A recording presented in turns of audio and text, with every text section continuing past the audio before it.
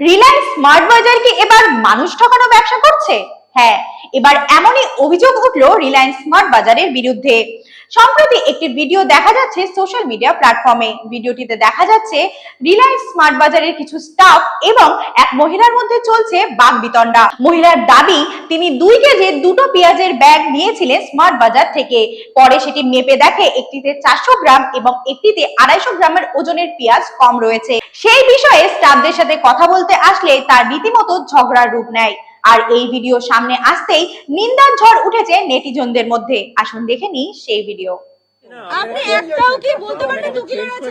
দিচ্ছেন তো? পেঁয়াজ সব মেপে দেওয়া হচ্ছে। তাহলে এটা কেন মেপে দেন? এটা ম্যাম আমাদের অফারে রয়েছে এটা। সেটা আমি জানবো না আপনি জানবেন। রয়েছে এটা ম্যাম। সেটা আমার তাই বলে অফারে রয়েছে মানে 2 কিলো মেপে দেব না?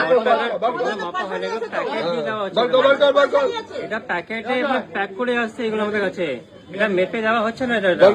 আমাদের ওখান থেকে যাচ্ছে পেঁয়াজগুলো, আলুগুলো বলুন ওখানে মেপে দেওয়া হচ্ছে কিনা? হ্যাঁ ওখানে মেপে দেওয়া হচ্ছে তাও কম 250 গ্রাম করে কম 250 করে কম। আমার কোনো ইচ্ছা নেই আপনার সাথে ঝামেলা করার। না না না সলিউশন তো অবশ্যই দেবো, তাহলে কি কমপ্লেইন করবো না?